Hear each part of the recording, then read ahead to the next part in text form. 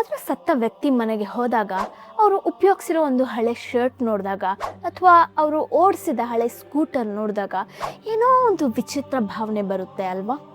ಆ ವ್ಯಕ್ತಿ ಅಲ್ಲೇ ಇದ್ದಾರೇನೋ ಅನಿಸುತ್ತೆ. ಅದೇ ರೀತಿ ನಿಮ್ಮ ಚೈಲ್ಡ್ಹುಡ್ನ ಸ್ಕೂಲ್ಗೆ ಹೋದಾಗ, ಹುಟ್ಟಿ ಬೆಳೆದ ಊರಿಗೆ ವಾಪಸ್ ಹೋದಾಗ ಒಂದು ರೀತಿಯ ಸಂಬಂಧ ಇದೆ ಅನಿಸುತ್ತೆ. ಅದೆಲ್ಲ ಜಸ್ಟ್ ಫೀಲಿಂಗ್ ಬಿಡು ಅಂತ ತಿಳ್ಕೊಂಡಿದ್ದೀರಾ? ಇಲ್ಲ ಫ್ರೆಂಡ್ಸ್, ಅದು ನಿಜ. ಆ ವಸ್ತುವಿಗೂ ನಿಮಗೂ ನಿಜವಾದ ಸಂಬಂಧ ಇದೆ. ನಿಮ್ಮ ಮತ್ತು ಆ ವಸ್ತುವಿನ ನಡುವೆ ಏನೋ ಒಂದು ಎಕ್ಸ್ಚೇಂಜ್ ಆಗಿದೆ. ಅದನ್ನೇ ನಮ್ಮ ಋಷಿಗಳು ಋಣಾನುಬಂಧ ಅಂದರು. ಆದರೆ ಇವತ್ತು ನಾನು ನಿಮಗೆ ಹೇಳೋವಂಥ ವಿಷಯ ಇದಕ್ಕಿಂತ ತುಂಬ ಡೀಪಾಗಿರುತ್ತೆ, ತುಂಬ ಸ್ಟ್ರಾಂಗ್ ಆಗಿರುತ್ತೆ. ಇವತ್ತು ನಾವು ಮಾತಾಡೋ ವಿಷಯ ಕೇವಲ ಪುರುಷರಿಗಲ್ಲ, ಕೇವಲ ಮಹಿಳೆಯರಿಗೂ ಅಲ್ಲ. ನೀವು ಈ ವಿಡಿಯೋ ನೋಡ್ತಿದ್ರೆ ಅದು ಯಾರೇ ಆಗಿರಲಿ, ಈ ವಿಷಯ ನಿಮ್ಮ ಜೀವನವನ್ನು ಅರ್ಥ ಮಾಡಿಸುತ್ತೆ. ನಿಮ್ಮ ಜೀವನ ಯಾಕೆ ಹೀಗಿದೆ, ನೀವು ಅಂದ್ಕೊಂಡಿದ್ದನ್ನು ಯಾಕೆ ಅಚೀವ್ ಮಾಡೋಕ್ಕಾಗ್ತಿಲ್ಲ, ಯಾರ ಬಗ್ಗೆನೋ ನೀವು ಮರ್ತೋಗ್ಬೇಕಂದ್ರೂ ಅದು ಆಗ್ತಿಲ್ಲ ಅನ್ನೋ ಪ್ರಶ್ನೆಗೆ ಇವತ್ತು ಸೈನ್ಸ್ ಮತ್ತು ಆಧ್ಯಾತ್ಮ ಎರಡರ ಮೂಲಕ ಉತ್ತರ ಸಿಗುತ್ತೆ. ಆ್ಯಂಡ್ ಈ 15-20 ನಿಮಿಷ ನೀವು ಮಿಸ್ ಮಾಡಿಕೊಂಡ್ರೆ ನಿಮ್ಮ ಲೈಫ್ ಬದಲಾಗೋ ಅವಕಾಶನ ಮಿಸ್ ಮಾಡ್ಕೊಳ್ತೀರಾ.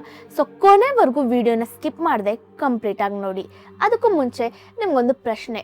ನಿಮ್ಮ ಜೀವನದಲ್ಲಿ ಯಾರಾದರೂ ಒಬ್ಬರಿಂದ ದೂರ ಆದಮೇಲೆ ಮನಸ್ಸು ಅದನ್ನು ಮರ್ತೋಗಿರ್ಬೋದು, ಆದರೆ ಮನಸ್ಸು ಒಪ್ಪಿಕೊಳ್ಳದೆ ಇರೋ ನೋವು ಇನ್ನೂ ಶರೀರದಲ್ಲಿ ಉಳಿದಿದೆ ಅಂತ ಯಾವಾಗಲಾದರೂ ಅನಿಸಿದೆಯಾ? ಕಮೆಂಟಲ್ಲಿ ತಿಳಿಸಿ. Okay, now let's get started. ಮೊದಲು ಒಂದು ಮುಖ್ಯವಾದ ವಿಷಯನ ಅರ್ಥ ಮಾಡ್ಕೊಳ್ಳಿ. ಈ ಭೂಮಿ ಮೇಲೆ ಜೀವ ಅನ್ನೋದು ಒಂದೇ ಒಂದು ಸಿಂಗಲ್ ಸೆಲ್ಲಿಂದ ಶುರುವಾಯಿತು. ಆ ಒಂದು ಕಣ ಅನೇಕ ರೂಪಾಂತರ ಹೊಂದಿ ಕೋಟಿ ಕೋಟಿ ವರ್ಷಗಳ ಕಾಲ 84 ಲಕ್ಷ ಯೋನಿಗಳ ಮೂಲಕ ಹಾದು ಬಂದು ಅಂತಿಮವಾಗಿ ಮನುಷ್ಯನ ರೂಪ ತಾಳಿತು. ಕೋಟಿ ಕೋಟಿ ವರ್ಷ ತೆಗೆದುಕೊಂಡ ಆ ಪ್ರಕ್ರಿಯೆ ಇವಾಗ ತಾಯಿ ಗರ್ಭದಲ್ಲಿ ಕೇವಲ 9 ತಿಂಗಳಲ್ಲಿ ಆಗ್ತಿದೆ. ಇದು ಹೇಗೆ ಸಾಧ್ಯ? ಇದನ್ನೇ ಜೆನೆಟಿಕ್ ಮೆಮೊರಿ ಮತ್ತು ಎವಲ್ಯೂಷನರಿ ಮೆಮೊರಿ ಅಂತಾರೆ. ನಮ್ಮ ಪ್ರತಿ ಕಣದಲ್ಲಿ ಇಡೀ ವಿಕಾಸದ ಜ್ಞಾಪಕ ಇದೆ. ಮಿಲಿಯನ್ ವರ್ಷಗಳ ಹಿಂದೆ ನಡೆದಿದ್ದು ಕೂಡ ನಮ್ಮ DNA ಅಲ್ಲಿ ಸ್ಟೋರ್ ಆಗಿರುತ್ತೆ. ಅದು ಮಾತ್ರ ಅಲ್ಲ, ಈ ಜನ್ಮದ ನಮ್ಮ ಪ್ರತಿ ಕರ್ಮ, ಪ್ರತಿ ಸ್ಪರ್ಶ, ಪ್ರತಿ ಅನುಭವ ಕೂಡ ಅದರಲ್ಲಿ ಸ್ಟೋರ್ ಆಗಿರುತ್ತೆ. ನಮ್ಮ DNA ಅನ್ನೋದು ಒಂದು ಮಹಾ ಡೇಟಾ ಸೆಂಟರ್ ಇದ್ದಂತೆ, ಅತ್ಯಂತ ಆಳವಾದ ವಿಶಾಲವಾದ ಡೇಟಾ ಸೆಂಟರ್. ಇದು ಎಲ್ಲವನ್ನ ನೆನ್ಪಿಟ್ಕೊಳ್ಳುತ್ತೆ. ಇವಾಗ ಒಂದು ಎಕ್ಸಾಂಪಲ್ ನೋಡೋಣ. ನೀವು ಒಂದು ಮಾವಿನ ಹಣ್ಣು ತಿಂದರೆ ಅದು ನಿಮ್ಮ ರಕ್ತವಾಗಿ ಬದಲಾಗುತ್ತೆ. ಅದೇ ಹಣ್ಣನ್ನು ಒಂದು ಹಸು ತಿಂದರೆ ಅದು ಹಸುವಿನ ರಕ್ತವಾಗಿ ಬದಲಾಗುತ್ತೆ. ಒಂದೇ ಹಣ್ಣು 2 ಬೇರೆ ಬೇರೆ ರೂಪ ಹೇಗೆ ತಾಳುತ್ತೆ? ಯಾಕಂದರೆ ಪ್ರತಿ ಶರೀರದಲ್ಲಿ ಒಂದು ಇಂಟೆಲಿಜೆನ್ಸ್ ಇದೆ. ಅದಕ್ಕೆ ಗೊತ್ತಿದೆ ನಾನು ಮನುಷ್ಯನೋ ಪ್ರಾಣಿನೋ ಅಂತ. ಆ ಇಂಟೆಲಿಜೆನ್ಸ್ ಬೇರೆ ಯಾವುದೂ ಅಲ್ಲ, ಅದು ಜೆನೆಟಿಕ್ ಮೆಮೊರಿ. ಫ್ರೆಂಡ್ಸ್, ಒಂದು ನಿಮಿಷ, ಇವಳೇನು ಮತ್ತೆ ಯೂನಿವರ್ಸ್, DNA, ಜೆನೆಟಿಕ್ ಮೆಮೊರಿ ಅಂತ ಶುರು ಮಾಡಿದ್ಲು ಅಂತ ವಿಡಿಯೋನ ಸ್ಕಿಪ್ ಮಾಡಬೇಡಿ. ತಾಳ್ಮೆಯಿಂದ ಈ ವಿಡಿಯೋನ ನೋಡೋದಕ್ಕೆ ಕಂಟಿನ್ಯೂ ಮಾಡಿ. ವಿಷಯ ಬೇರೆನೇ ಇದೆ. ಖಂಡಿತ ನೀವು ಸ್ಪೆಂಡ್ ಮಾಡಿರೋ 15-20 ನಿಮಿಷ ನಿಮಗೆ ವರ್ತ್ ಅನಿಸುತ್ತೆ.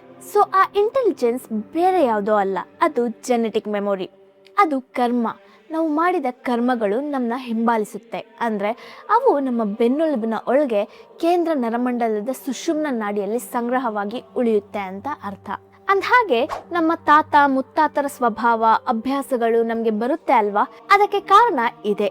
DNA ಮೆಮೊರಿ ಇದೆ ಮತ್ತು ಅದು ಟ್ರಾನ್ಸ್ಫರ್ ಆಗುತ್ತೆ. ಹೇಗೆ ಟ್ರಾನ್ಸ್ಫರ್ ಆಗುತ್ತೆ? ಫಿಸಿಕಲ್ ಇಂಟಿಮೆಸಿಯಿಂದ, ಶೃಂಗಾರದ ಮೂಲಕ. 2013ರಲ್ಲಿ ಎಮೋರಿ ಯೂನಿವರ್ಸಿಟಿ ಮಾಡಿದ ಒಂದು ಸ್ಟಡಿ ಇದನ್ನು ಪ್ರೂವ್ ಮಾಡ್ತು. ಒಬ್ಬ ವ್ಯಕ್ತಿಗೆ ಆದ ಟ್ರಾಮ್ಯಾಟಿಕ್ ಅನುಭವಗಳು ಅವರ DNA ಮೇಲೆ ಪ್ರಭಾವ ಬೀರಿ ಒಂದು ಮಚ್ಚೆ ಬಿಡುತ್ತೆ ಮತ್ತು ಆ ಮಚ್ಚೆ ಮಕ್ಕಳಿಗೆ ಟ್ರಾನ್ಸ್ಫರ್ ಆಗುತ್ತೆ. ವರ್ಲ್ಡ್ ವಾರ್ 2ರಲ್ಲಿ ಹಾಲೋಕಾಸ್ಟಿಂದ ಬದುಕಿ ಉಳಿದ ತಂದೆ ತಾಯಿಗಳ ಮಕ್ಕಳಿಗೆ, ಆ ಯುದ್ಧ ನೋಡಿದ ಆ ಮಕ್ಕಳಿಗೆ ಅದೇ ಸ್ಟ್ರೆಸ್ ಹಾರ್ಮೋನ್ಸ್ ಡೆವಲಪ್ ಆದ ಎಕ್ಸಾಂಪಲ್ಸ್ ನಮ್ಮ ಕಣ್ಣು ಮುಂದೆ ಇದೆ. ತಂದೆ ತಾಯಿಯ ಟ್ರಾಮಾ ಮಕ್ಕಳಿಗೆ ಸೆಲ್ಯುಲರ್ ಲೆವೆಲಲ್ಲಿ ಟ್ರಾನ್ಸ್ಫರ್ ಆಯಿತು. ಆ ಮಕ್ಕಳು ಆ ಎಕ್ಸ್ಪೀರಿಯನ್ಸ್ನ ಯಾವಾಗಲೂ ಫೀಲ್ ಮಾಡದೇ ಇದ್ದರೂ ಶರೀರ ಅದನ್ನು ಗುರುತಿಸಿ ಇಟ್ಕೊಂಡಿತ್ತು. ಇಷ್ಟು ಶಕ್ತಿ ಇದೆ ಈ ಕಣಗಳ ಮೆಮೊರಿಗೆ. ಇವಾಗ ಮೇನ್ ವಿಷಯಕ್ಕೆ ಬರೋಣ. ಇದನ್ನು ಕೇಳಿದಾಗ ನಿಮಗೆ ಶಾಕ್ ಆಗ್ಬೋದು. 1996ರಲ್ಲಿ ಯೂನಿವರ್ಸಿಟಿ ಆಫ್ ವಾಷಿಂಗ್ಟನ್ನ ಡಾಕ್ಟರ್ ಲಿನ್ ನೆಲ್ಸನ್ ಅನ್ನೋ ಮಹಿಳೆ ಸ್ತ್ರೀಯರಲ್ಲಿ ಆಟೋ ಇಮ್ಯೂನ್ ಡಿಸೀಸ್ ಬಗ್ಗೆ ಅಧ್ಯಯನ ಮಾಡ್ತಿದ್ರು. ಆ ಸ್ಟಡಿಲಿ ಅವರು 59 ಮಹಿಳೆಯರನ್ನ ಟೆಸ್ಟ್ ಮಾಡಿದ್ರು. ಅದರಲ್ಲಿ 37 ಜನ ಮಹಿಳೆಯರ ಶರೀರದಲ್ಲಿ ಪುರುಷರ DNA ಇರೋದನ್ನ ಗಮನಿಸಿದ್ರು. ಅದು ರಕ್ತದಲ್ಲಿ ಅಲ್ಲ, ನೇರವಾಗಿ ಮೆದುಳಿನ ಟಿಶ್ಯೂ ಅಲ್ಲಿ. ಆ ಮೇಲ್ ಸೆಲ್ಸ್ ಮಹಿಳೆಯರ ಮೆದುಳಲ್ಲಿ ಜೀವಂತವಾಗಿ ಕಾರ್ಯನಿರ್ವಹಿಸ್ತಿತ್ತು. ಡಾಕ್ಟರ್ ನೆಲ್ಸನ್ ಅವರ ಮೆಡಿಕಲ್ ಹಿಸ್ಟರಿನ ಚೆಕ್ ಮಾಡಿದ್ರು. ಆ ಮಹಿಳೆಯರಿಗೆ ಆರ್ಗನ್ ಟ್ರಾನ್ಸ್ಪ್ಲಾಂಟ್ ಆಗಿರಲಿಲ್ಲ, ಗಂಡು ಮಕ್ಕಳು ಹುಟ್ಟಿರಲಿಲ್ಲ, ಬ್ಲಡ್ ಟ್ರಾನ್ಸ್ಫ್ಯೂಷನ್ ಕೂಡ ಆಗಿರಲಿಲ್ಲ. ಹಾಗಿದ್ರೆ ಆ ಮೇಲ್ ಸೆಲ್ಸ್ ಎಲ್ಲಿಂದ ಬಂದವು? 2 ವರ್ಷ ಯಾರಿಗೂ ಉತ್ತರ ಸಿಗಲಿಲ್ಲ.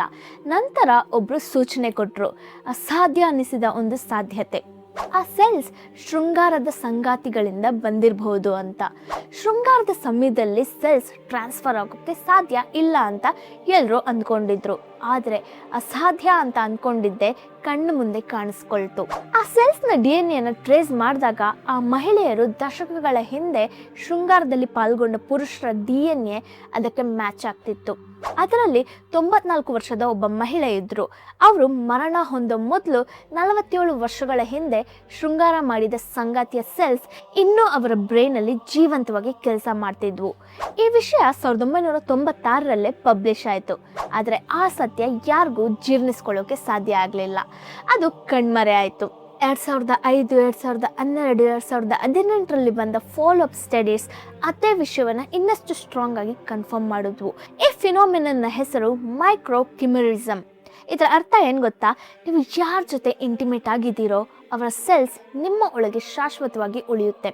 ನಿಮ್ಮ ರಕ್ತದಲ್ಲಿ, ನಿಮ್ಮ ಅಂಗಾಂಗಗಳಲ್ಲಿ, ನಿಮ್ಮ ಮೆದುಳಲ್ಲಿ. ಮತ್ತು ಈ 2013ರ ಇಟಾಲಿಯನ್ ಸ್ಟಡಿ ಒಂದು ಹಂತ ಮುಂದೆ ಹೋಗಿ ಹೇಳ್ತು, ಪುರುಷರ ಶರೀರದಲ್ಲಿ ಕೂಡ ಮಹಿಳೆಯರ ಸೆಲ್ಸ್ಗಳು ಅವರ ಬ್ರೈನ್ ಟಿಶ್ಯೂಸಲ್ಲಿ ಇರೋದನ್ನು ಫೈಂಡ್ ಮಾಡಿದ್ರು. ಇದು ಇಬ್ಬರಿಗೂ ಅನ್ವಯ ಆಗುತ್ತೆ. ಆ್ಯಂಡ್ 2017ರ ನ್ಯಾಷನಲ್ ಅಕಾಡೆಮಿ ಆಫ್ ಸೈನ್ಸ್ನ ಸ್ಟಡಿ ಇನ್ನೂ ಒಂದು ಸತ್ಯನ ಬಯಲು ಮಾಡಿತು. ಶೃಂಗಾರದ ಸಮಯದಲ್ಲಿ ಸೆಮಿನಲ್ ಫ್ಲೂಯಿಡ್ನಲ್ಲಿ ಇರೋ ಪ್ರೋಟೀನ್ಸ್ ಮಹಿಳೆಯ ಸೆಲ್ಸ್ನ ರೀಪ್ರೋಗ್ರಾಮ್ ಮಾಡುತ್ತೆ. ಅಂದರೆ ಯಾರ ಜೊತೆ ಇಂಟಿಮೇಟ್ ಆಗಿದ್ದೀರೋ ಅವರ ಬಯಾಲಜಿ ನಿಮ್ಮ ಸೆಲ್ಯುಲರ್ ಕೋಡನ್ನು ರೀರೈಟ್ ಮಾಡುತ್ತೆ. ಇದನ್ನೇ ನಮ್ಮ ಋಷಿಗಳು ಸಾವಿರಾರು ವರ್ಷಗಳ ಹಿಂದೆ ಋಣಾನುಬಂಧ ಅಂತ ಹೇಳಿದ್ರು. ಜಸ್ಟ್ ಥಿಂಕ್ ಮಾಡಿ, ನೀವು ಒಂದು ವಸ್ತುವನ್ನು ಸ್ಪರ್ಶ ಮಾಡಿದಾಗ ನಿಮ್ಮ ಮಾಲಿಕ್ಯೂಲ್ಸ್ ಅದರೊಳಗೆ, ಅದರ ಮಾಲಿಕ್ಯೂಲ್ಸ್ ನಿಮ್ಮೊಳಗೆ ಟ್ರಾನ್ಸ್ಫರ್ ಆಗುತ್ತೆ. ಇದು ಕ್ಲಿಯರ್ ಆದ ಸೈನ್ಸ್. ನೀವು ಒಂದು ರೂಮಲ್ಲಿ ಸ್ವಲ್ಪ ಹೊತ್ತು ಇದ್ದರೆ ಕೂಡ ಫಾರೆನ್ಸಿಕ್ ರಿಪೋರ್ಟ್ಸ್ನ ಮೂಲಕ ನಿಮ್ಮನ್ನು ಗುರುತಿಸ್ಬೋದು. ಆದರೆ ಇವೆಲ್ಲದಕ್ಕಿಂತ ಅತ್ಯಂತ ಶಕ್ತಿಶಾಲಿ ರೀತಿಯಲ್ಲಿ ಹೆಚ್ಚು ಕಾಲ, ಹೆಚ್ಚು ಆಳವಾಗಿ ಈ ಎಕ್ಸ್ಚೇಂಜ್ ಆಗೋದು ಶೃಂಗಾರದಲ್ಲಿ ಮಾತ್ರ. ಮನಸ್ಸು ಯಾರನ್ನಾದರೂ ಮರಿಬೋದು, ಆದರೆ ಶರೀರ ಮಾತ್ರ ಯಾವತ್ತೂ ಮರೆಯೋದಿಲ್ಲ. ಹಾಗಿದ್ರೆ ಈ ಶೃಂಗಾರ ಅನ್ನೋದು ನಿಜಕ್ಕೂ ಏನು? ಇದನ್ನ ಕೇವಲ ಸಾಮಾನ್ಯ ಭೌತಿಕ ಕ್ರಿಯೆ ಅಂತ ತಿಳಿದವ್ರಿಗೆ ಈ ವಿಷಯ ಅರ್ಥ ಆಗಿರಲ್ಲ. ಒಂದೇ ಒಂದು ಸ್ಪರ್ಮಿಂದ ಕೋಟ್ಯಾಂತರ ಕೋಟಿ ಕಣಗಳ ಒಂದು ಇಡೀ ವಿಶ್ವ ಉದಯ ಆಗುತ್ತೆ. 60ರಿಂದ 450 ಮಿಲಿಯನ್ ಸ್ಪರ್ಮ್ ಸೆಲ್ಸ್ ಒಂದು ಬಿಗ್ ಬ್ಯಾಂಗ್ನಂತೆ ಹೊರಬರುತ್ತೆ. ಅದರಲ್ಲಿ ಕೇವಲ ಒಂದೇ ಒಂದು ಕಣ ಗೆದ್ದರೆ ಅದರ ಪ್ರಾಬಬಿಲಿಟಿ ಎಷ್ಟಿರಬೇಕು? ಅದನ್ನು ಸೃಷ್ಟಿಸಿದ ಪುರುಷನಿಗೆ ಎಷ್ಟು ಶಕ್ತಿ ಇರಬೇಕು? ಅದನ್ನು ಒಂದು ಜೀವಿಯಾಗಿ ಮಾರ್ಪಡಿಸಬಲ್ಲ ಅಂಡ ತಯಾರಿಸೋ ಸ್ತ್ರೀಗೆ ಎಷ್ಟು ಶಕ್ತಿ ಇರಬೇಕು? ಇದು ಕೇವಲ ಭೌತಿಕ ಕ್ರಿಯೆ ಅಲ್ಲ, ಇದು ಸೃಷ್ಟಿಯ ಕ್ರಿಯೆ. It is not vulgarity, it is divinity.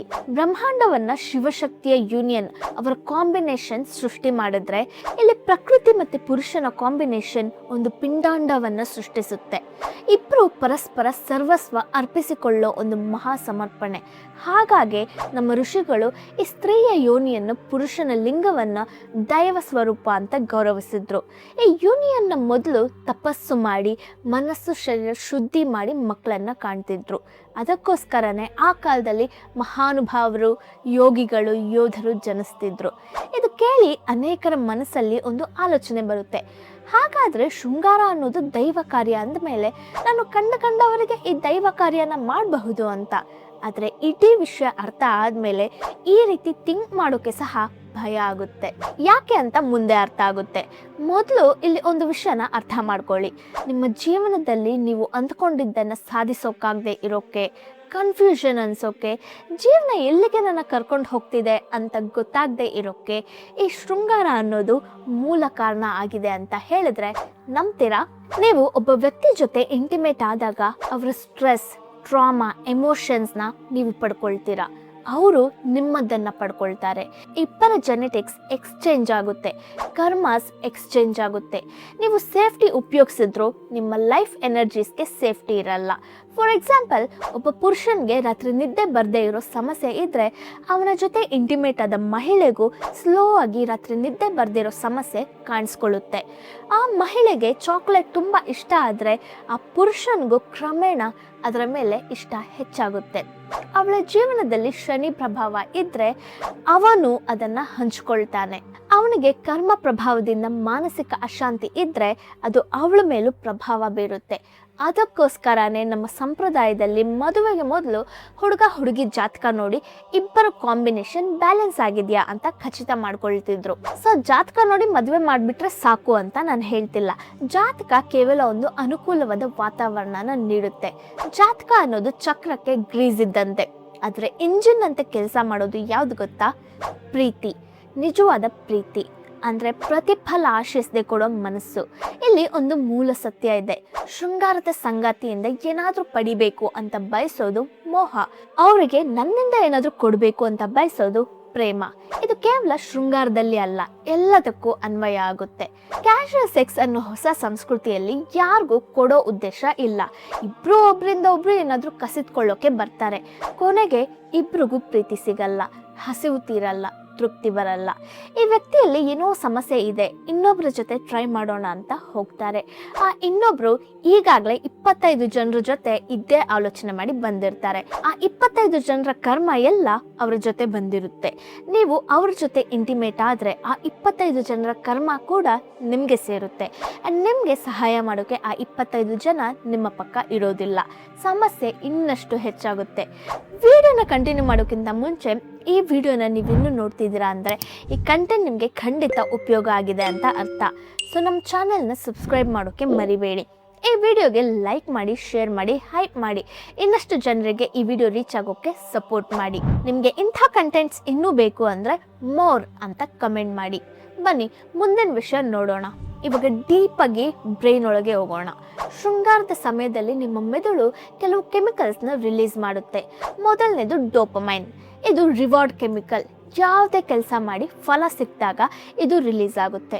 ಮತ್ತು ಆ ರಿಸಲ್ಟ್ಗೋಸ್ಕರ ಆ ಕೆಲಸನ ಮತ್ತೆ ಮತ್ತೆ ಮಾಡುವಂತ ಮೋಟಿವೇಟ್ ಮಾಡುತ್ತೆ. It makes you want more and crave more. ಎರಡನೇದು ಆಕ್ಸಿಟೋಸಿನ್. ಇದು ಬಾಂಡಿಂಗ್ ಕೆಮಿಕಲ್. ನೀವು ಯಾರಿಗಾದ್ರೂ ಅಟ್ಯಾಚ್ ಆದಾಗ ನಿಮ್ಮ ಜೀವನದಲ್ಲಿ ಅವ್ರನ್ನ ಸೇರಿಸ್ಕೊಳ್ತಿರೋವಾಗ ಇದು ರಿಲೀಸ್ ಆಗುತ್ತೆ. It makes you attach. ಮೂರನೇದು ವ್ಯಾಸೋಪ್ರೆಸಿನ್. ನೀವು ಯಾರಿಗಾದ್ರೂ ಕಮಿಟ್ಮೆಂಟ್ ಕೊಟ್ಟಾಗ ಈ ಕೆಮಿಕಲ್ ರಿಲೀಸ್ ಆಗುತ್ತೆ. It makes you protect the connection. ನಾಲ್ಕನೇದು ಪ್ರೊಲ್ಯಾಕ್ಟಿನ್. ಒಂದು ಕಾರ್ಯ ಮುಗಿದ ನಂತರ ತೃಪ್ತಿ ಅನಿಸಿದಾಗ ಈ ಕೆಮಿಕಲ್ ರಿಲೀಸ್ ಆಗುತ್ತೆ. ಇದು ಮಿಷನ್ ಅಕಂಪ್ಲಿಷ್ಡ್ ಅಂತ ಫೀಲ್ ಕೊಡುತ್ತೆ. ಇಲ್ಲಿ ಮುಖ್ಯವಾದ ವಿಷಯ ಏನಂದರೆ ಈ ಕೆಮಿಕಲ್ಸ್ಗೆ ಗೊತ್ತಿಲ್ಲ ನೀವು ಮದುವೆ ಆಗಿದ್ದೀರಾ ಇಲ್ವಾ ಅಂತ. ನೀವು ಇದು ಜಸ್ಟ್ ಫಿಸಿಕಲ್ ಅಂತ ಹೇಳ್ಕೊಂಡ್ರು ನಿಮ್ಮ ಒಳಗೆ ಒಂದು ಕನೆಕ್ಷನ್ ಏರ್ಪಟ್ಬಿಡುತ್ತೆ, ಅಟ್ಯಾಚ್ಮೆಂಟ್ ಆಗಿಬಿಡುತ್ತೆ. ನಿಮ್ಮ ಸಾಫ್ಟ್ವೇರ್ ಮೇಲೆ ಅವರ ಸಾಫ್ಟ್ವೇರ್ ಓವರ್ ರೈಟಿಂಗ್ ಆಗಿಬಿಡುತ್ತೆ. ಒಂದು ಮಾತಲ್ಲಿ ಹೇಳಬೇಕಂದ್ರೆ ನೀವು ಇದು ಜಸ್ಟ್ ಫಿಸಿಕಲ್ ಅಂತ ಹೇಳಿದ್ರು ನಿಮ್ಮ ಪ್ರತಿ ಕಣ ಸೆಲ್ಯುಲರ್ ಲೆವೆಲಲ್ಲಿ ಮದುವೆ ಆಗಿಬಿಟ್ಟಿರುತ್ತೆ. ಆದರೆ ಹೊರಗೆ ಸಿಚುಯೇಷನ್ಶಿಪ್ ಅಂತ ಫನ್ ಆಗಿ ಹೇಳ್ಕೊಳ್ತೀರಾ. ಇದರಿಂದ ನೀವು ಲಿಟ್ರಲಿ ನಿಮ್ಮ ಮೆದುಳಿಗೆ ತಪ್ಪಾದ ಟ್ರೈನಿಂಗ್ನ ಕೊಡ್ತಿದ್ದೀರಾ. ಡೋಪಮಿನ್ ರಿಲೀಸ್ ಆದ ಪ್ರತಿ ಸಾರಿ ಇದು ಸಾಕಾಗೋದಿಲ್ಲ, ಇನ್ನೂ ಬೇಕು ಅಂತ ಕಲಿಸುತ್ತೆ. ಆಕ್ಸಿಟೋಸಿನ್ ರಿಲೀಸ್ ಆಗಿ ಒಂದು ಬಂಧ ಉಂಟಾದಾಗ ಇದನ್ನ ಬಂಧ ಅಂತ ನೋಡಬಾರ್ದು ಅಂತ ಟ್ರೈನ್ ಮಾಡ್ಕೊಳ್ತೀರಾ. ವ್ಯಾಸೋಪ್ರೆಸಿನ್ ರಿಲೀಸ್ ಆಗಿ ಶರೀರ ಕಮಿಟ್ ಆದಾಗ ಯಾವುದಕ್ಕೂ ಕಮಿಟ್ ಆಗಬಾರ್ದು ಅಂತ ಹೇಳ್ಕೊಡ್ತೀರಾ. ಕಾಲಕ್ರಮದಲ್ಲಿ ನಿಮ್ಮ ನ್ಯೂರಾನ್ಸ್ ಇದಕ್ಕೆ ಅಭ್ಯಾಸ ಆಗುತ್ತೆ.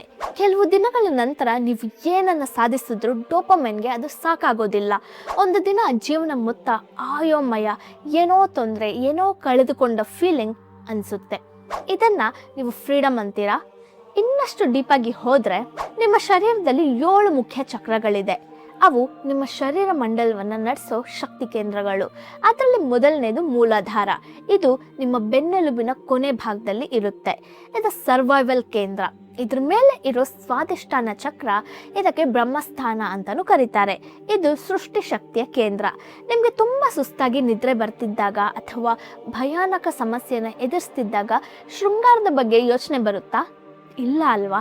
ಯಾಕಂದರೆ ಮೊದಲು ಹಸಿವು, ನಿದ್ರೆ, ಆಶ್ರಯ ಇವಕ್ಕೆ ನಿಮ್ಮ ಪ್ರಾಣ ಆದ್ಯತೆ ಕೊಡೋದು. ಇವು ತಣಿದಾಗ ಶಕ್ತಿ ಮೇಲೆ ಹೋಗಿ ರೀಪ್ರೊಡ್ಯೂಸ್ ಮಾಡಿ ಅಂತ ಹೇಳುತ್ತೆ. ಆದರೆ ಇಲ್ಲಿ ಒಂದು ಟ್ವಿಸ್ಟ್ ಇದೆ. ನೀವು ರೀಪ್ರೊಡ್ಯೂಸ್ ಮಾಡಿದ್ರೆ ಶಕ್ತಿ ಮತ್ತೆ ಕೆಳಗೆ ಹೋಗುತ್ತೆ, ಅಂದರೆ ಸರ್ವೈವಲ್, ಫಿಯರ್, ಆಂಗ್ಸೈಟಿ ಲೋಕಕ್ಕೆ ಹೋಗುತ್ತೆ. ಆದರೆ ರೀಪ್ರೊಡ್ಯೂಸ್ ಮಾಡದೇ ಇದ್ದರೆ ಅದೇ ಸೃಷ್ಟಿ ಶಕ್ತಿ ಮೇಲೆ ಇರುತ್ತೆ. ನಿಜವಾದ ಪ್ರೇಮ ಮತ್ತು ಪರಸ್ಪರ ಒಪ್ಪಿಗೆ ಇದ್ದರೆ ಆ ಶಕ್ತಿ ಹೃದಯ ಚಕ್ರ, ಅನಾಹತವರೆಗೂ ತಲುಪೋಕ್ಕಾಗುತ್ತೆ. ಆ ಸ್ಥಿತಿಯಲ್ಲಿ ಅದು ಕೆಳಗೆ ಬೀಳೋದಿಲ್ಲ. ಆದರೆ ನಿರಂತರ ಶೃಂಗಾರ ನಿಮ್ಮ ಬೆಳವಣಿಗೆಯನ್ನು ಹೋಲ್ಡ್ ಮಾಡುತ್ತೆ ಅನ್ನೋದು ಗೊತ್ತಿರಲಿ. ನೀವು ಮ್ಯಾನಿಫೆಸ್ಟೇಷನ್, ಲಾ ಆಫ್ ಅಟ್ರಾಕ್ಷನ್ ಬಗ್ಗೆ ತುಂಬ ವಿಡಿಯೋಸ್ ನೋಡಿರ್ಬೋದು. 411 ಹರ್ಟ್ಸ್ ಅಂತ ಮ್ಯೂಸಿಕ್ ಕೇಳಿರ್ಬೋದು. ಆದರೆ ಜಸ್ಟ್ ಥಿಂಕ್ ಮಾಡಿ, ಈ ಇಡೀ ಸೃಷ್ಟಿ ಒಂದು ಮಹಾ ಮ್ಯಾನಿಫೆಸ್ಟೇಷನ್ ತಾನೆ. ಆ ಸೃಷ್ಟಿಯ ಶಕ್ತಿ ನಿಮ್ಮೊಳಗೆ ಇದೆ ಅಂದರೆ ಅದು ಮ್ಯಾನಿಫೆಸ್ಟೇಷನ್ ಪವರೇ ಅಲ್ವಾ?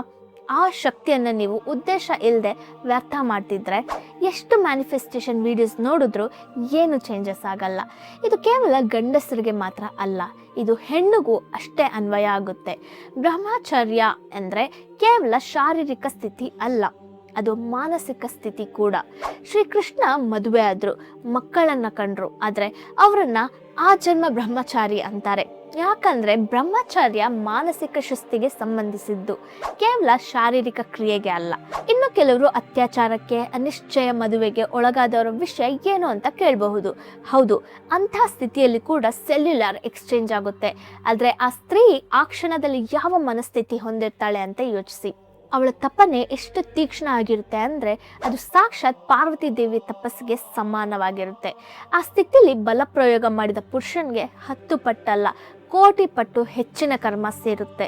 ಇದು ಕೇವಲ ಮನೋವಿಜ್ಞಾನ ಅಲ್ಲ, ಇದು ರಿಯಲ್ ಸೈನ್ಸ್. ಇವಾಗ ಒಂದು ಭಯಾನಕ ಸತ್ಯನ ನೋಡೋಣ. ಶೃಂಗಾರ ಶಕ್ತಿ ಒಂದು ಮಹಾಶಕ್ತಿ. ಸಂಬಂಧ, ಸಂತೋಷ, ಸೃಷ್ಟಿ ಎಲ್ಲದಕ್ಕೂ ಅಗತ್ಯ ಇರೋ ಈ ಪವಿತ್ರ ಶಕ್ತಿಯನ್ನು ಕೆಲವರು ಒಂದು ಪ್ರಾಡಕ್ಟ್ ಆಗಿ ಮಾರ್ಪಡಿಸ್ತಾರೆ. ಸೆಕ್ಸ್ ಸೆಲ್ಸ್ ಅಂತ 1800ರ ಕಾಲದಲ್ಲಿ ಮೊದಲೇ ಕಂಪನಿಗಳು ಅರ್ಥ ಮಾಡ್ಕೊಂಡಿದ್ವು. ಇವಾಗ TV ads, movies, web series, music, video games, social media ಎಲ್ಲದರಲ್ಲೂ ಸೆಕ್ಷುವಲ್ ಸಿಗ್ನಲ್ಸ್ ತುಂಬಿ ತುಳುಕ್ತಿದೆ. ನೀವು ಸ್ಕ್ರಾಲ್ ಮಾಡಬೇಕು, ಕ್ಲಿಕ್ ಮಾಡಬೇಕು, ಬೈ ಮಾಡಬೇಕು, ಅವರ ಪ್ಲ್ಯಾಟ್ಫಾರ್ಮಲ್ಲಿ ಉಳ್ಕೊಳ್ಬೇಕು ಅಂತ ಅವರ ಆಲ್ಗರಿದಮ್ಸ್ ನಿಮ್ಮ ಸೈಕಾಲಜಿ ಮತ್ತು ನ್ಯೂರಾಲಜಿನ ಅರ್ಥ ಮಾಡಿಕೊಂಡು ನಿಮ್ಮಲ್ಲಿ ಡೋಪಮೈನ್ನ ಉತ್ಪಾದಿಸೋ ಕಂಟೆಂಟ್ನ ಪದೇ ಪದೇ ತೋರಿಸ್ತಿರುತ್ತೆ. ಇದು ಒಂದು ಸ್ಲೋ ಪಾಯ್ಸನ್. ಕಾರ್ ರಿಲೀಸ್ ಇವೆಂಟಲ್ಲಿ ಯಾಕೆ ಒಬ್ಬ ಮಹಿಳೆಯನ್ನು ಕಾರ್ ಪಕ್ಕದಲ್ಲಿ ನಿಲ್ಲಿಸ್ತಾರೆ? ಸ್ಪೋರ್ಟ್ಸಲ್ಲಿ ಯಾಕೆ ಚಿಯರ್ ಗರ್ಲ್ಸ್ ಇರ್ತಾರೆ?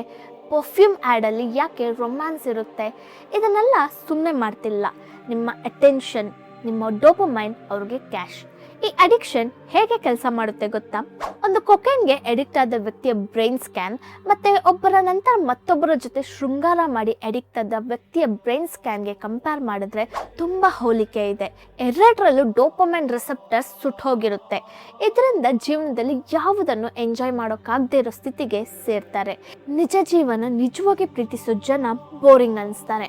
ನಾನು ಯಾರು, ನಾನು ಏನು ಮಾಡಬಲ್ಲೆ ಅನ್ನೋ ಆಲೋಚನೆ ಹೋಗಿ ನನ್ನ ಶರೀರ ಯಾರಿಗೆ ಇಷ್ಟ ಆಗುತ್ತೆ, ನನ್ನನ್ನು ಯಾರು ಬಯಸ್ತಾರೆ ಅನ್ನೋ ಸ್ಥಿತಿಗೆ ಬಂದುಬಿಡ್ತಾರೆ. ಆಂಗ್ಸೈಟಿ, ಎಂಟಿನೆಸ್, ಐಡೆಂಟಿಟಿ ಕನ್ಫ್ಯೂಷನ್ ವಿಪರೀತ ಹೆಚ್ಚಾಗುತ್ತೆ.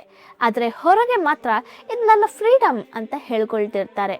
ಇನ್ನೂ ಡೇಂಜರಸ್ ಆದ ವಿಷಯ ಏನಂದರೆ, ಈ ಹುಕಪ್ ಕಲ್ಚರ್ ಅನ್ನೋದು ಇವಾಗ ನಾರ್ಮಲ್ ಆಗಿ ಹೋಗಿದೆ ಅಂತ ಅನಿಸಿದ್ರೆ ಅದು ನಿಮ್ಮ ಒಳಗಿನ ಆಸೆ ಅಲ್ಲ, ಅದು ಯಾರೋ ನಿಮ್ಮ ಮೆದುಳಿಗೆ ಇಂಜೆಕ್ಟ್ ಮಾಡಿರೋ ವಿಷಯ. ನಾರ್ಮಲೈಸೇಷನ್ ಅಂದರೆ ಇದೆ. ಇದೆಲ್ಲ ಮೊದಲು ವೆಸ್ಟರ್ನ್ ಕಂಟ್ರೀಸಲ್ಲಿ ಶುರು ಆಯಿತು. ಆ ದೇಶಗಳು ಸಂತೋಷದಿಂದ ಇರಬೇಕಿತ್ತಲ್ಲ. ಆದರೆ ಅದೇ ಕಂಟ್ರೀಸ್ ಇವತ್ತಿಗೆ ಪ್ರಪಂಚದ ಟಾಪ್ ಡಿಪ್ರೆಸ್ಡ್ ಕಂಟ್ರೀಸ್ ಆಗಿವೆ. ಅಮೆರಿಕಾದಲ್ಲೇ ಆ್ಯಂಟಿ ಡಿಪ್ರೆಸೆಂಟ್ ಮೆಡಿಕೇಶನ್ ಮೇಲೆ ಎಷ್ಟು ಜನ ಇದ್ದಾರೆ ಅಂತ ಒಂದ್ಸರಿ ಚೆಕ್ ಮಾಡಿ ನೋಡಿ. ಡ್ರಗ್ಸ್ಗೆ ಎಷ್ಟು ಜನ ಅಡಿಕ್ಟ್ ಆಗಿದ್ದಾರೆ ನೋಡಿ. ನಮ್ಮ ಭಾರತ ಕೂಡ ಅದೇ ದಾರಿಯಲ್ಲಿ ಸಾಕ್ತಿದೆ. ಹಾಗಾದರೆ ನಾವೇನು ಮಾಡಬೇಕು? ನಮ್ಮ ಪೂರ್ವಜರು ಹೇಳಿದ ಧರ್ಮ, ಅರ್ಥ, ಕಾಮ, ಮೋಕ್ಷ ಅನ್ನೋ ಕ್ರಮನ ನೆನ್ಪು ಮಾಡ್ಕೊಳ್ಳಿ. ಮೊದಲು ಧರ್ಮ ಅಂದರೆ ನಾವು ಈ ಭೂಮಿ ಮೇಲೆ ಬಂದ ಉದ್ದೇಶನ ಅರ್ಥ ಮಾಡಿಕೊಂಡು ಆ ದಿಕ್ಕಲ್ಲಿ ಹೆಜ್ಜೆ ಇಡೋದು. ಅಗ್ನಿಯ ಧರ್ಮ ಉರಿಯೋದು, ನೀರಿನ ಧರ್ಮ ಹರಿಯೋದು, ಮರದ ಧರ್ಮ ಬೆಳೆಯೋದು ಮತ್ತು ಹಣ್ಣು ನೆರಳನ್ನು ಕೊಡೋದು. ಅದೇ ರೀತಿ ಮನುಷ್ಯನ ಧರ್ಮವನ್ನು ಮೊದಲು ಅರ್ಥ ಮಾಡ್ಕೊಳ್ಬೇಕು. ನಂತರ ಅರ್ಥ ಅಂದರೆ ಸಂಪಾದನೆ, ಕೇವಲ ಹಣ ಅಲ್ಲ, ವಿದ್ಯೆ, ಸ್ಥೈರ್ಯ, ಕೀರ್ತಿ ಎಲ್ಲ ಒಳಗೊಂಡ ಸಂಪಾದನೆ. ಅದರ ನಂತರ ಕಾಮ ಅಂದರೆ ಆಸೆಗಳನ್ನ ಧರ್ಮಬದ್ಧವಾಗಿ ತೃಪ್ತಿ ಮಾಡಿಕೊಳ್ಳೋದು. ಈ ಮೂರರ ಮೂಲಕ ಸಾಗಿದಾಗ ಮೋಕ್ಷ ಸಿಗುತ್ತೆ, ಅಂದರೆ ನಿಜವಾದ ಫ್ರೀಡಮ್ ಸಿಗುತ್ತೆ. ಇದನ್ನು ಅರ್ಥ ಮಾಡ್ಕೊಳ್ಳದೆ ಡೈರೆಕ್ಟಾಗಿ ಕಾಮಕ್ಕೆ ಧುಮುಕ್ತಾರೆ, ಕಾಮಕ್ಕೋಸ್ಕರನೇ ಸಂಪಾದಿಸ್ತಾರೆ, ಅದಕ್ಕೋಸ್ಕರನೇ ಧರ್ಮನ ಮೀರ್ತಾರೆ. ಜೀವನ ಇನ್ನಷ್ಟು ಕಷ್ಟ ಆಗುತ್ತೆ. ಕೆಲವೇ ನಿಮಿಷಗಳ ಸೆನ್ಸೇಷನ್ಗೋಸ್ಕರ ಅನೇಕ ವರ್ಷಗಳ ಕರ್ಮವನ್ನು ಸೃಷ್ಟಿ ಮಾಡ್ಕೊಳ್ತಾರೆ. ರಾವಣನ ಎಕ್ಸಾಂಪಲ್ನ ನೋಡಿ, ಅವ್ರಿಗೆ ಎಷ್ಟು ಸಂಪತ್ತು, ಶಕ್ತಿ, ಭೋಗ, ಭಾಗ್ಯ ಇತ್ತು, ಆದರೆ ಇಲ್ಲದೆ ಇದ್ದಿದ್ದು ಒಂದೇ ಒಂದು ಧರ್ಮ. ಅವನ ಗತಿ ಏನಾಯ್ತು ಎಲ್ರಿಗೂ ಗೊತ್ತು. ಸಕಲ ವರಗಳನ್ನ ನೀಡಿದ ಶಿವನೇ ಅವನ ಪ್ರಾಣನ ಮತ್ತೆ ಮಾನನ ಕಾಪಾಡಲಿಲ್ಲ. ಹೊರಗೆ ಅಧರ್ಮದಿಂದ ಸುಖ ಪಡ್ತಿದ್ದಾರೆ ಅಂತ ಕಾಣಿಸ್ಕೊಳ್ಳೋ ಜನ ಒಳಗೆ ನೋಡಿದ್ರೆ ಭಯ ಮತ್ತೆ ಒಂಟಿತನದಲ್ಲಿ ಕೊರಗ್ತಿರ್ತಾರೆ.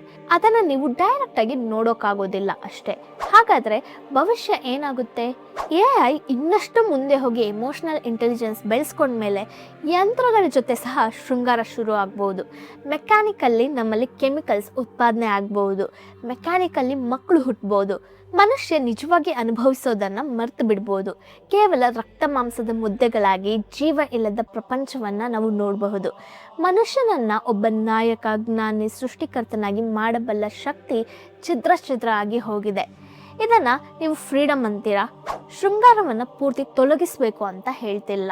ಅದು ಇಲ್ದಿದ್ರೆ ನೀವು ಇಲ್ಲ, ನಾನು ಇಲ್ಲ. ಆದರೆ ಅದಕ್ಕೆ ಸಿಂಹಾಸನ ಕೊಡಬಾರ್ದು. ನೀವು ನೀಡೋ ಪ್ರೇಮ ಮತ್ತು ನಿಜಾಯಿತಿಯಿಂದ ಇದ್ದರೆ ಈ ಸಮಸ್ತ ನಿಮಗೆ ಸಹಕರಿಸುತ್ತೆ, ಬಲ ಕೊಡುತ್ತೆ. ಮಹಾನ್ ವ್ಯಕ್ತಿಗಳ ಜೀವನವನ್ನು ಪರಿಶೀಲಿಸಿ ನೋಡಿ, ನಿಮಗೆ ಅರ್ಥ ಆಗುತ್ತೆ. ಧರ್ಮ, ಅರ್ಥ, ಕಾಮವನ್ನು ದಾಟಿದಾಗ ಮೋಕ್ಷ ಸಿಗುತ್ತೆ ಅಂದರೆ ಇದೇ ಅರ್ಥ. ಆ ಧರ್ಮ ಮಾರ್ಗ ನಿಮ್ಮ ಜೀವನವನ್ನು ಈಸಿ ಮಾಡುತ್ತೆ, ಸ್ಟ್ರಾಂಗ್ ಮಾಡುತ್ತೆ, ಕೊನೆಗೆ ನಿಜವಾದ ಫ್ರೀಡಮ್ನ ಕೊಡುತ್ತೆ. ಐ ಹೋಪ್ ಈ ವಿಡಿಯೋ ನಿಮಗೆ ಆಳವಾದ ಮೀನಿಂಗ್ ಮತ್ತು ಆನ್ಸರ್ನ ಕೊಟ್ಟಿದೆ ಅಂದ್ಕೊಳ್ತೀನಿ. ಈ ರೀತಿಯ ಇನ್ನಷ್ಟು ವಿಡಿಯೋಗೋಸ್ಕರ ಮಿಸ್ ಮಾಡದೆ ಪುಷ್ಪ ಪ್ರಸಂಗ ಚಾನಲ್ನ ಸಬ್ಸ್ಕ್ರೈಬ್ ಮಾಡ್ಕೊಳ್ಳಿ. ವಿಡಿಯೋಗೆ ಲೈಕ್ ಮಾಡಿ, ಶೇರ್ ಮಾಡಿ, ಹೈಪ್ ಮಾಡಿ. ಈ ವಿಡಿಯೋ ಇನ್ನಷ್ಟು ಜನರಿಗೆ ರೀಚ್ ಆಗೋಕ್ಕೆ ಸಪೋರ್ಟ್ ಮಾಡಿ. ನಿಮ್ಮನ್ನ ನೆಕ್ಸ್ಟ್ ವಿಡಿಯೋದಲ್ಲಿ ಮೀಟ್ ಆಗ್ತೀನಿ. ಅಂಟಿಲ್ ದೆನ್ ಟೇಕ್ ಕೇರ್, ಬಾಯ್.